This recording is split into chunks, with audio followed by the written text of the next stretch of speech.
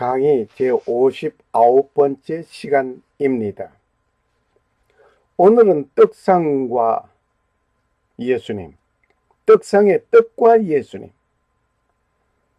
성막을 통하여 예수 그리스도를 발견합시다. 떡상과 예수님, 성소의 떡상을 통하여 예수 그리스도를 발견합시다. 예수 그리스도는 사랑이십니다. 성막으로 들어가는 길은 오직 성막문 통하여 들어갑니다. 성막문에는 예수님을 발견하였습니다. 예수님은 양의 문이라고 이미 말씀을 드려왔습니다. 성막문은 오직 동쪽에 하나만 있습니다. 그리고 성막문을 열고 들어가면 번제단을 만나게 됩니다. 이 번제단에서 예수님은 온 세상 죄를 지고 가신 번제물로서 대제사장이었음을 보아왔습니다. 이 번제단을 지나서 물두멍을 만나게 됩니다. 이 물두멍에서 수족을 씻어야만 하는 것입니다. 평생 회개를 보고 배워왔습니다. 오늘 성소의 성막들에는 번제단과 물두멍이 있음을 보아왔습니다. 이 그림과 같이 성소를 향하여 들어가려면 다 막혀 있지만 오직 동쪽에 성소문 하나, 성막문 하나 있습니다. 오늘은 성소에 들어가면 7 등대와 떡상과 향단을 보게 됩니다. 7 등대, 향단, 떡상을 보게 됩니다. 오늘 성소의 떡상을 보면서 예수 그리스도를 발견하는 여러분과 내가 되어져야 되겠습니다. 떡상의 떡은 붕어빵을 선물로 드리겠습니다. 이곳에 오신 여러분에게 사랑의 마음으로 붕어빵과 사랑의 빵을 드립니다. 떡상의 떡과 예수님, 내 영혼의 약식도 함께 드시기를 바랍니다. 감사합니다. 떡상의 떡, 성소의 떡상, 향단 7 등대가 있는데 오늘은 그 떡상에 관하여 이야기를 드리고자 합니다. 어느 아기를 본다든지 누구를 만났을 때 쏙빼 닮은 모습을 보고 뭐라고 말합니까? 붕어빵이다. 너 아무개 붕어빵이다. 그렇게 말을 하지요. 붕어빵을 보면서 정말 그 틀에 찍혀 나온 모양 그대로 붕어빵, 그대로 닮은 꼴이다 이 말이죠. 예수 그리스도를 닮은 붕어빵 되시기를 바랍니다. 내 영혼의 약식도 함께 드시기를 바랍니다. 여기 약식이라고 했으니 약이 되는 식사를 말을 합니다. 어떤 것이 약이 되는지, 약이 되는 식사가 무엇인지를 생각해 보시기를 원합니다. 성막을 통하여 예수 그리스도를 발견합시다. 오늘은 떡상을 통하여 예수님과의 관계를 배우고자 합니다. 성소 내에는 떡상이 있습니다. 본문의 말씀을 읽겠습니다. 그가 또 조각목으로 상을 만들었으니 장이 1규빗, 광이 1규빗, 고가 1규빗 반이며 정금으로 싸고 윗가로 돌아가며 금태를 돌렸으며, 정금으로 싸고 윗가로 돌아가며 금태로 돌렸다고 했습니다. 그 3인의 손바닥 넓이만한 턱을 만들고 그 턱 주위에 금으로 태를 만들었고, 손바닥 넓이만한 턱을 만들어 그 턱 주위에 금으로 태를 만들었다고 했습니다. 상을 위하여 금고리 넷을 부어 만들어 뇌 발 위 뇌 모퉁이에 달았으니, 상을 위하여 금고리 넷을 부어 만들어 뇌 발 위에 뇌 모퉁이 달았다.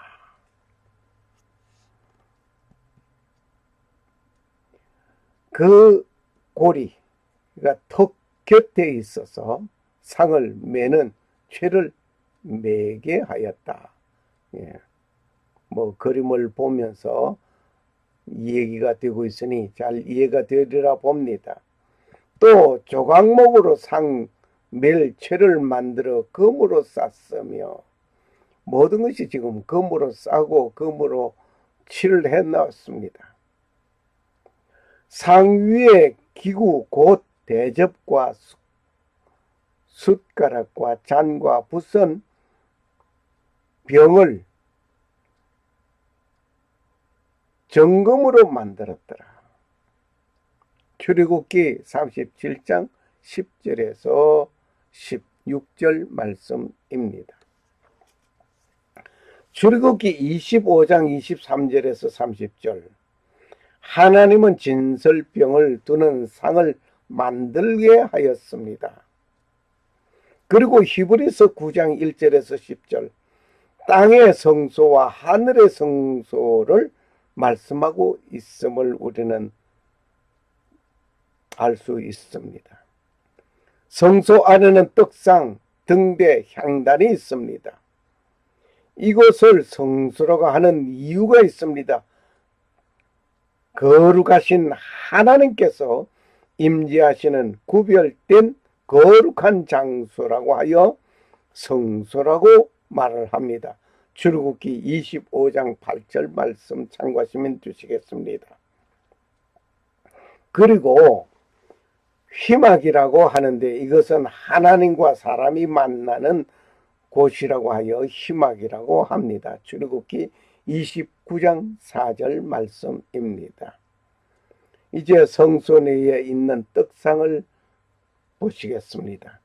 출애굽기 25장 23절에서 30절, 출애굽기 37장 10절에서 16절, 히브리서 9장 1절에서 10절 등을 참고하시기를 바랍니다.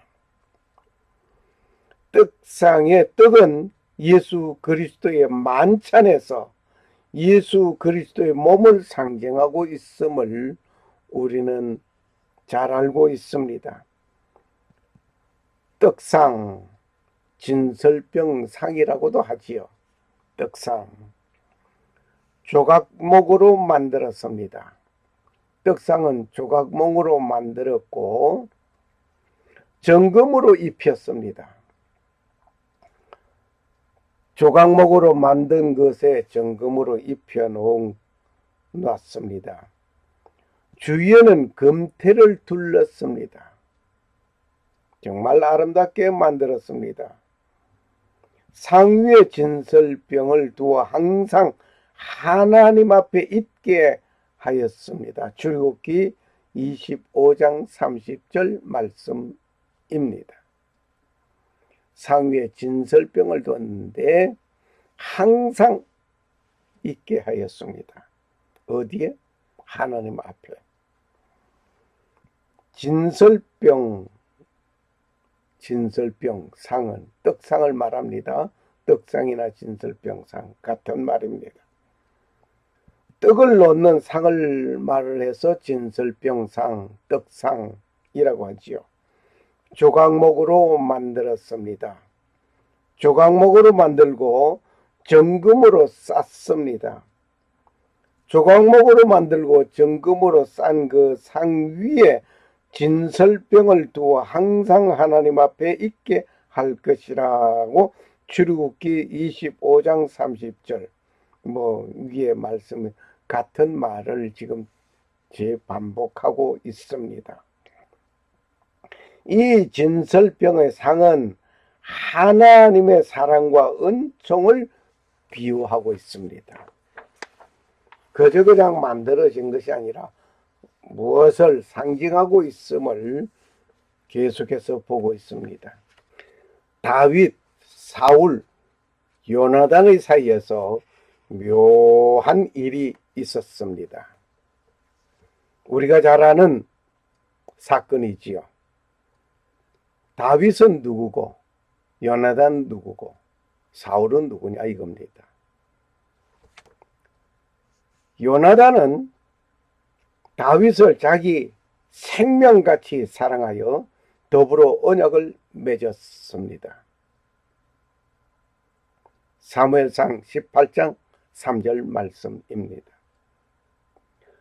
사울은 다윗을 원수로 여겼습니다.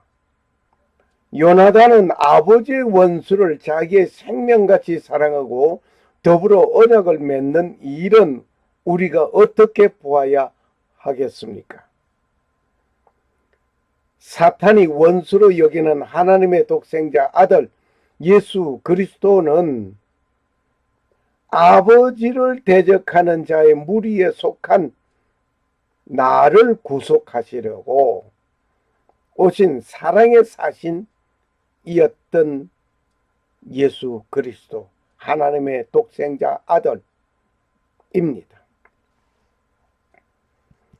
하나님이 세상을 이처럼 사랑하사 독생자를 주셨으니 이는 저를 믿는 자마다 멸망치 않고 영생을 얻게 하려 하심이라. 요한복음 3장 16절 말씀. 하나님이 어떻게 이 세상을 사랑했습니까? 하나님께서 어떻게 여러분을 사랑하였습니까? 하나님께서 나를 사랑한 것은 어떻게 사랑했는가? 자기의 독생자 아들 예수 그리스도를 나를 위하여 죽음의 자리까지 이르게 하였습니다. 그를 믿는 자에게는 멸망하지 않는 영생함을 얻는 일이 생겼습니다. 다윗은 이렇게 고백합니다. 주께서 내 원수의 목전에서 내게 상을 베푸시고 기름으로 내 머리에 바르셨으니 내 잔이 넘치나이다. 시편 23편 5절 말씀입니다. 다윗과 요나단은 원수의 아들 요나단, 아버지의 원수 다윗, 묘한 관계입니다. 그런데 이 두 사이에는 얼마나 사랑이 넘치는지 말로 표현 못합니다. 하나님을 대적하는 마귀, 그 마귀의 무리에 속하였던 나를 하나님의 아들 독생자 예수 그리스도는 나를 그렇게 사랑하여 주셨습니다. 진설병 떡. 오늘 떡상의 떡과 예수님을 통해서 예수 그리스도를 발견하는 놀라운 일이 되기를 바랍니다.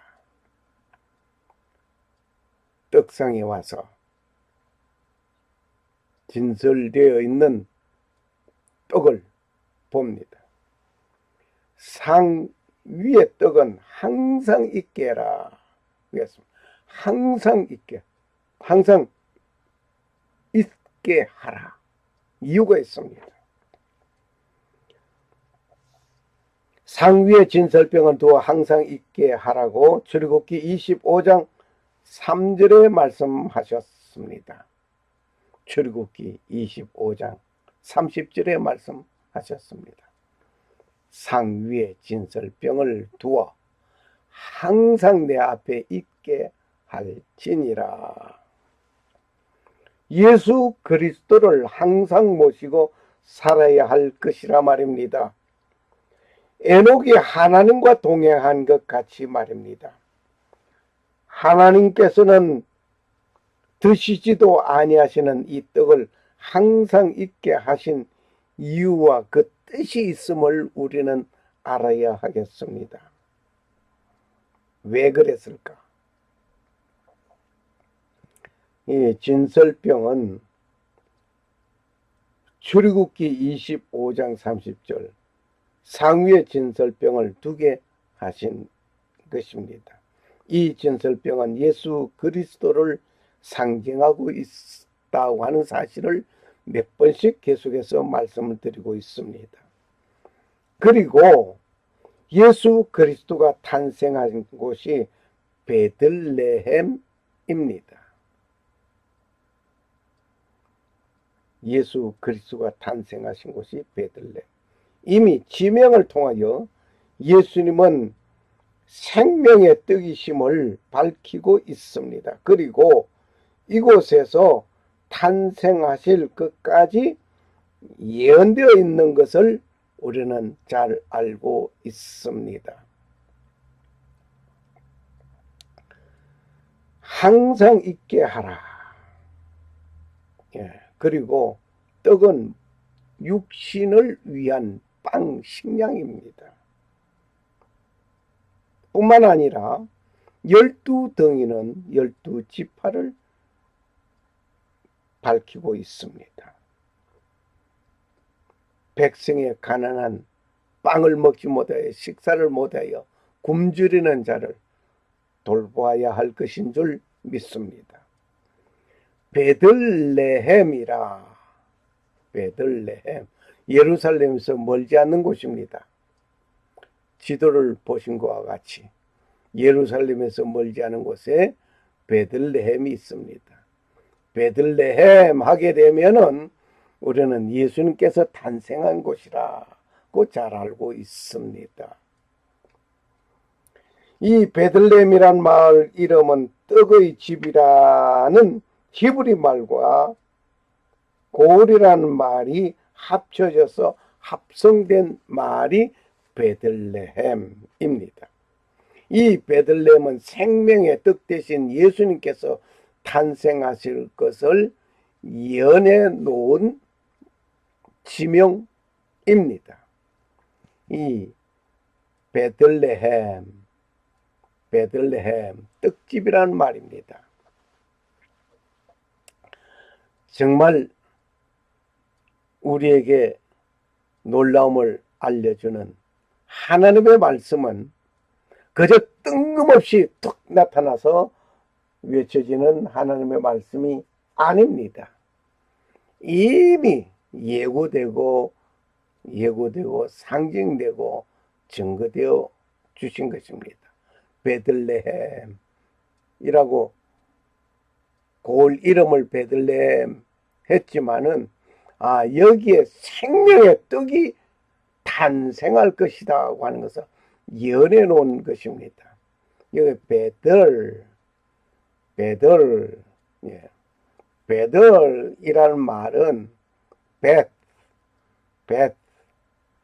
집, 뜰문, 지하 감옥, 궁전 등을 일컬어서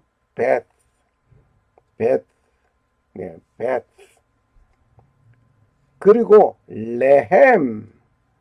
레헴이라는 말은 식량, 빵, 곡물, 떡 등을 뜻하고 있습니다. 그래서 베들레헴 하게 되면 떡집이다 이 말입니다. 이 두 말이 합성되어 떡집이라는 말이라 벳 말과 레헴이라는 말이 합하여져서 베들레헴, 떡집의 생명의 떡 대신 예수 그리스도가 탄생하신다는 것을 놀랄 것 없는 기존사실이었습니다. 예수 그리스도가 베들레헴에 탄생하신다고 이미 지방 이름을 통하여 예언된 것입니다. 사람이 우둔하여서 깨닫지 못한 것뿐입니다. 떡상의 떡은 예수 그리스도의 몸을 비유하고 있습니다. 만찬의 떡은 예수님의 몸을 기념하는 것입니다. 내가 곧 생명의 떡이라. 예수님께서 말씀하십니다. 내가 곧 생명의 떡이라. 조상들은 광야에서 만나를 먹었어도 죽었거니와. 만나를 먹었던 그 조상들 죽었습니다. 광야에서 죽었습니다.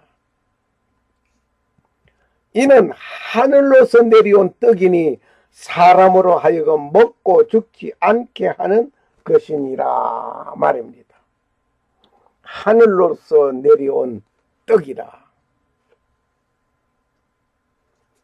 하늘로서 내려온 산떡이라. 사람으로 하여금 먹고 죽지 않게 하겠어. 나는 하늘로서 내려온 산떡이니 사람이 이 떡을 먹으면 영생하리라. 예수 그리스도를 통하여 우리는 영생함을 얻는다는 것이 바로 이것입니다. 나의 줄 떡은 곧 세상의 생명을 위한 내 살이로라. 예수님께서 찢기신 것, 그 육체가 찢기신 것, 빵을 찢어서 먹듯이 말입니다. 배가 고픈 자에게 빵을 찢어서 먹습니다. 이와 같이 예수님의 살이 찢어진 것은 바로 이 비유입니다. 예수님께서 이르시되 내가 진실로 너에게 이르노니 인자의 살을 먹지 아니하고 인자의 피를 마시지 아니하면 너희 속에 생명이 없느니라. 내 살을 먹고 내 피를 마시는 자는 영생을 가졌고 마지막 날에 내가 그를 다시 살리리니 내 살은 참된 양식이요 내 피는 참된 음료로다. 내 살을 먹고 내 피를 마시는 자는 내 안에 거하고 나도 그 안에 거하리라. 요한복음 6장 53절에서 56절 말씀이었습니다.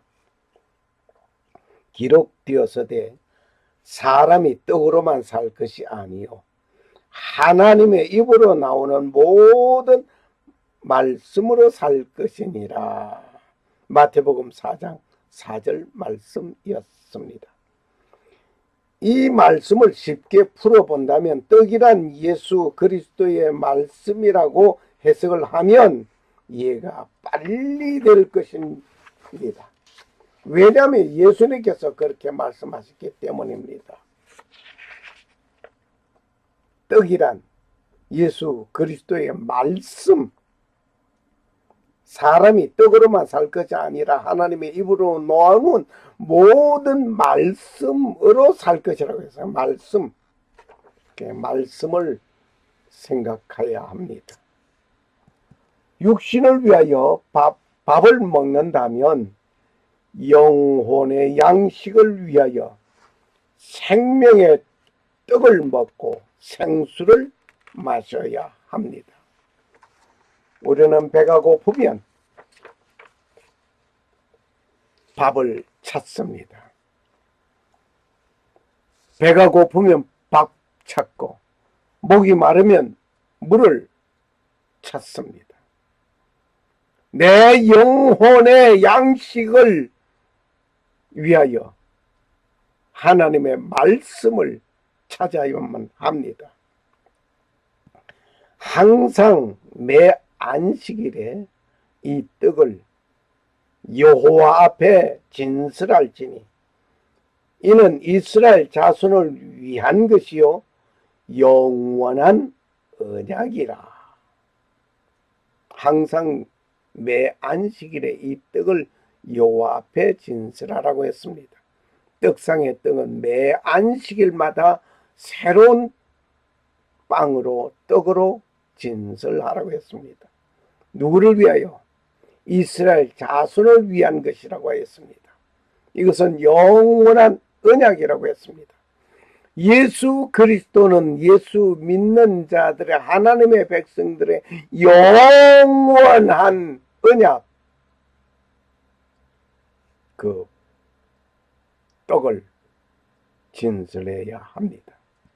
이 떡은 아론과 그 자손에게 돌리고 그들은 그것을 거룩한 곳에서 먹을지니 이는 여호와의 화제 중 그에게 돌리는 것으로서 지극히 거룩함이라. 이는 영원한 규례니라. 예레미야서 24장 8절 9절 말씀이었습니다. 예수 그리스도는 영원한 언약의 그 말씀, 양식, 영혼의 양식입니다.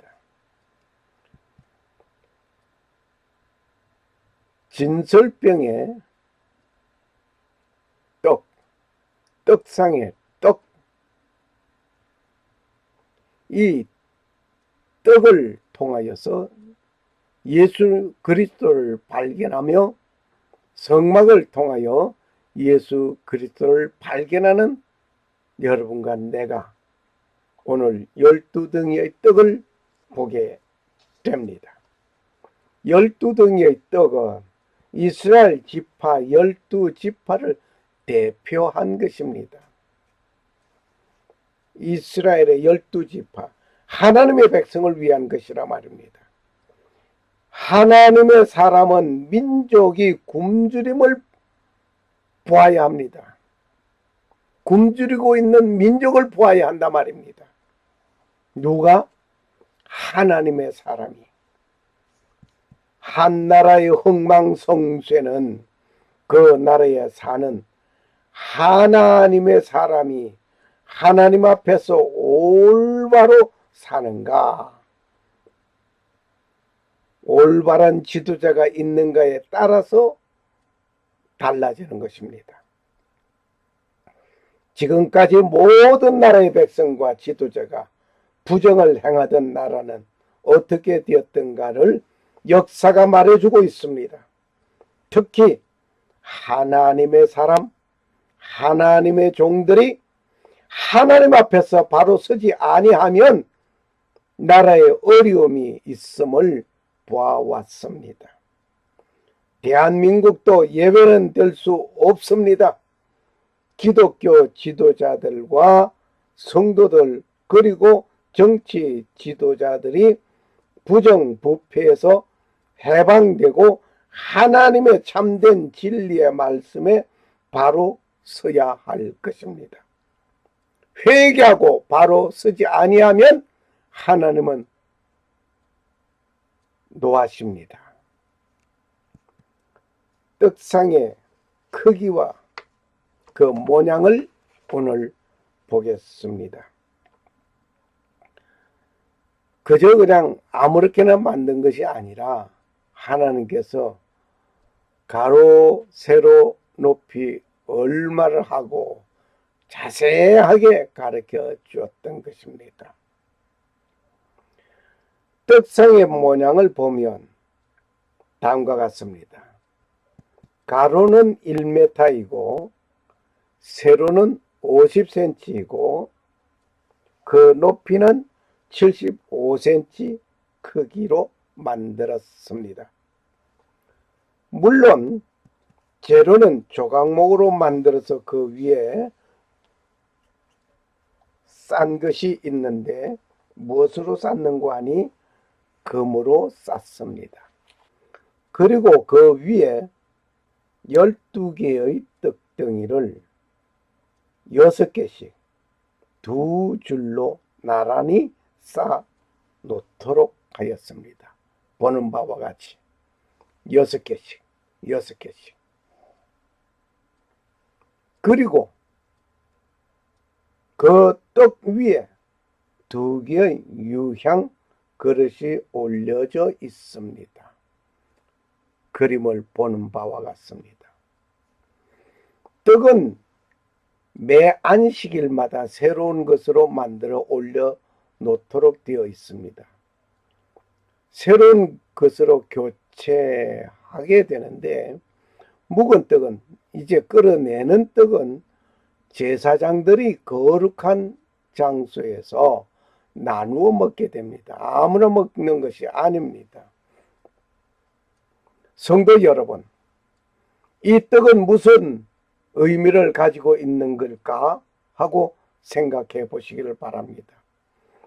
떡은 우리 주 예수 그리스도를 상징한다고 계속해서 말씀을 드리고 있습니다. 예수님께서 이 땅에 오셔서 이런 말씀을 선포하셨습니다. 하나님 말씀 자체가 생명, 영생입니다. 아무리 우리가 번제단에서 사죄함을 받았다 할지라도, 그리고 물두멍에서 성결함을 받았다 할지라도, 등대에서 사명적 삐된 삶을 살게 되었다 할지라도, 그렇게 할지라도 한 가지 꼭 기억해야 할 것이 있습니다. 바로 성막의 바닥은 흙으로 되어 있다는 것입니다. 생각해 보셨습니까? 성막의 바닥은 흙으로 되어 있다. 하나님께서 성막의 좌우 사방을 다 금으로 쌓아 두르고 만들게 했습니다. 그리고 천정은 아주 멋진 앙장으로 덮도록 하였습니다. 4겹이나 덮었습니다. 그런데 성막에 딱 한 군데 그대로 두신 곳이 있는데, 그것은 바로 바닥입니다. 바닥은 땅 그대로 덮고 포장하고, 여기에 세멘트 포장하고 아스팔트 포장하고 그런 거 아닙니다. 그대로 여기에 아주 깊은 뜻을 포함하고 있다는 사실을 우리는 깨달아야 합니다. 무슨 의미를 포함하고 있을까요? 생각해 보셨습니까? 성소에는 창문이 없습니다. 출입문 그거밖에 없습니다. 창문이 없습니다. 7 등대가 불을 밝히지 아니하면 어둠을 그대로 유지하게 됩니다. 비록 믿는 자들이 하나님의 구원을 얻어 살아가고 있다 할지라도 주님을 만날 때까지는 어떻게? 어디에서 살게 된다? 이 세상에서 살고 있단 말입니다. 이 땅 위에서 살고 있단 말입니다. 어떤 하나님께서 어떤 우리를 불러내서 별 세계로 끌고 가신 것이 아니라 말입니다. 이 땅 위에서 내가 너희를 세상에 보내노라 하셨습니다. 어떤 세상? 직장이라는 세상 속에, 가정이라는 세상 속에, 학원이라는 세상 속에, 정객이라고 하는 세상 속에, 그 세상 속에 보내짐을 받았다 말입니다. 그러기에 자이든 타이든 우리는 이 세상에 사는 동안에는 죄로 인하여 더러워질 가능성이 얼마든지 따라다니고 있습니다. 이거 부인 못합니다. 하나님을 섬긴다고, 잘 섬긴다고 하나님의 말씀을 선포하는 목사도 범죄할 가능성은 언제든지 있습니다. 이제 우리는 하나님을 믿는다고 하는 자들은 어떻게 해야 할까요?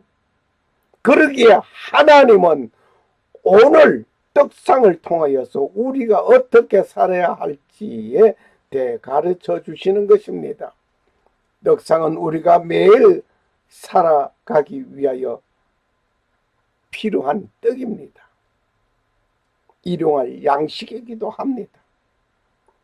이것을 상기시켜 주시는 것이 성막 안에 진열되어 있는 떡이라 말입니다. 떡은 예수 그리스도입니다. 예수 그리스도의 말씀을 상징한다고 말씀을 드려왔습니다. 그러기에 믿는 자들은 영생의 말씀인 그리스도의 말씀을 날마다 먹으며 살아야 합니다. 하나님의 말씀을 매일 먹는 것은 우리의 영혼이 새로워져야 하기 때문입니다. 하나님의 말씀, 육신의 떡을 먹듯이 내 영혼의 양식을 먹어서 약식이 되기를 바랍니다. 어떤 사람이 이렇게 말을 하는 자가 있습니다. 어떻게 말을 하는가 한번 잘 들어보시길 바랍니다. 도대체 나는 설교를 왜 들어야 하는지 모르겠다. 왜 내가 설교를 들어야 하는지 모르겠다. 이유를 말하는데 나는 30년 동안 교회에 꼬박꼬박 출석하면서 약 2,000번 가량의 설교를 들어왔다. 대단하게 많이 들어온 것을 숫자를 세보기도 하셨네요. 30년 동안. 주일 낮 설교, 반저녁 설교, 수요일, 금요일 계속 했을 겁니다. 그런데 지금 단 한 편의 설교도 기억할 수가 없어. 이 말이에요. 여러분은 어떻습니까? 이렇게 고백하는 이 말이 여러분과 나에게 뭔가 통하는 것이 있지 않는가 생각해 보지 않을 수 없습니다. 그러자 그 말을 가만히 듣고 있던 한 사람이 이렇게 말을 합니다. 어떻게 말을 하는 거니? 나는 태어난 지 30년이 넘었어. 그동안 나는 3,200번 이상 식사를 해왔단 말이야. 아니, 설교를 2,000번 들었다고 했는데 여는 밥을 먹기로 3,200번 이상 아마 밥만 아침, 점심, 저녁만 먹은 것이 아니라 간식도 먹은 것 따지면 이보다 더 많을 것입니다. 그러나 그동안 내가 무엇을 먹었으며 맛있는 음식이 어떤 것인지 도무지 생각나지 않는군. 3,200번 이상 식사를 했지만은 어떤 것을 먹었다고 하는 것은 생각나지 않는다 이거예요. 하지만 분명한 것 하나가 있어. 뭔가 하니 그것은 굶어 죽지 않았다고 하는 거. 이것만은 사실이야. 굶어 죽지 않았다는 거. 확실한 거다. 우리는 매 예배 때마다 말씀을 잘 새겨 듣고 그 말씀대로 살려고 마음을 다짐하는 사람도 그 말씀이 어떻게 내 삶에 역사하는지 잘 이해가 되지 않을 수 있습니다. 그러나 단 한 가지 분명한 것은 그 사람의 영혼은 그 말씀으로 인해 큰 영향을 받았기에 주님을 섬기며 달려갈 수 있고 달려왔으며 앞으로도 계속 그럴 것입니다. 비록 단 하나의 설교가 기억에 남지 않았다 할지라도 그 말씀이 그 사람의 영혼에 영향을 끼쳤다는 사실을 믿으시기를 바랍니다. 그러기에 말씀을 들을 때에 열심히 들어야 합니다. 그리고 그 말씀이 하나님의 말씀이라고 믿고 받아야 합니다. 그리고 그 말씀대로 살자고 노력해야 합니다. 그럴 때 그 사람에게 유익이 있게 됩니다. 예수님께서 이렇게 말씀하셨습니다. 사람이 빵으로만 살 것이 아니요 하나님의 입에서 나오는 모든 말씀으로 살 것이라. 저는 여러분들이 매일 하나님의 말씀이 주시는 특별한 말씀, 즉 레마를 받아서 하루하루 그 말씀을 의지하며 승리하며 사는 성도들이 다 되기를 축원합니다. 찬송가 198장을 찬송하면서 말씀을 마치겠습니다.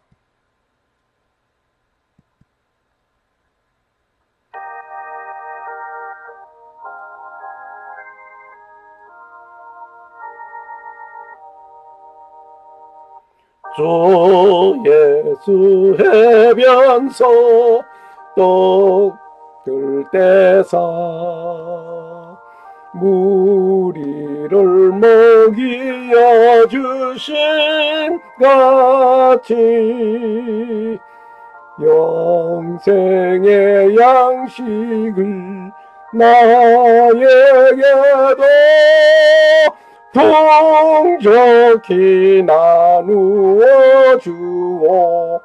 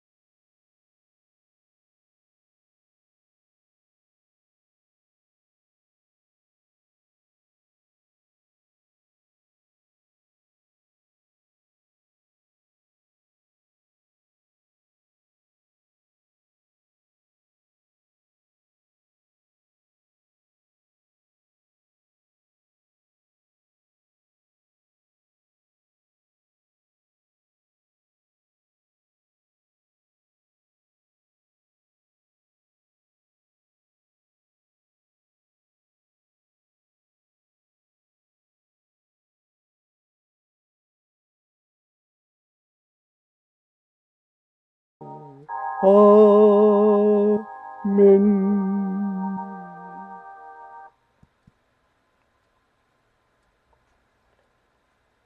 사람이 떡으로만 살 것이 아니요 하나님의 입으로 나오는 모든 말씀으로 살 것이니라. 마태복음 4장 4절 말씀.